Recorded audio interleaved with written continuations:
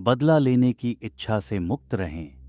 हमें स्वयं से बहुत ईमानदारी से यह पूछने की ज़रूरत है कि जब किसी ऐसे व्यक्ति के साथ कुछ भी गलत होता हो, जिसने अतीत में आपको कभी कोई नुकसान व दर्द पहुंचाया हो या किसी भी तरह से आपका अपमान किया हो, तो क्या आपको खुशी महसूस हुई? यहाँ तक कि सूक्ष्म लेवल पर थोड़े से आनंद की अनुभूति भी एक नकारात्मक रूप है जो आपके अंदर दिखाई देता है। भले ही यह बहुत ही सूक्ष्म थॉट लेवल पर हो और आपके बोल व कर्मों में न भी दिखे, तो आपको यह याद रखना होगा कि यह सूक्ष्म लेवल पर बदले की भावना है। भले ही आपने उस व्यक्ति से उस समय बदला नहीं लिया हो जिसने आपको कभी नुकसान पहुंचाया था। यह सुनने में बिल्कुल भी अच्छा नहीं लगता है, लेकिन इस प्रकार से हम दूसरों के दर्द में आनंद का अनुभव करते हैं और यह बहुत ही निचले स्तर का आनंद है। और कभी कभी हम अपने इस आनंदमय बदले को उचित ठहराने के लिए न्याय का नाम भी दे देते हैं।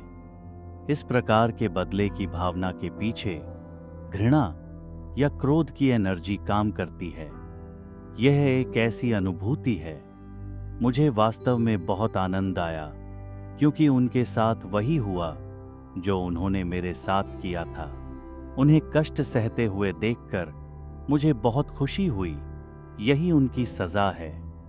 इस प्रकार का आनंद उस दूसरे व्यक्ति के साथ हमारे नकारात्मक कर्मों के हिसाब किताब को बढ़ाता है, जिसके परिणाम स्वरूप हमारा दुख कम होने के बजाय बढ़ता है।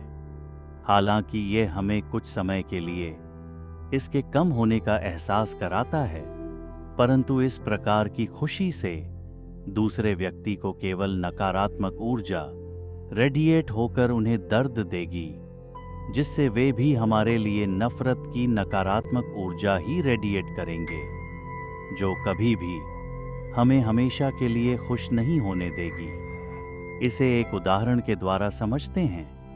माना कि कोई व्यक्ति सड़क पर दुर्घटनाग्रस्त हो गया है और बहुत दर्द में है, और हम उसकी तुरंत मदद करने के बजाय मुस्कुराते हैं, तो बदले में उस व्यक्ति से हमें कैसी एनर्जी मिलेगी? यह उदाहरण फिजिकल लेवल का है, लेकिन यही सिद्धांत सूक्ष्म स्तर पर भी लागू होता है।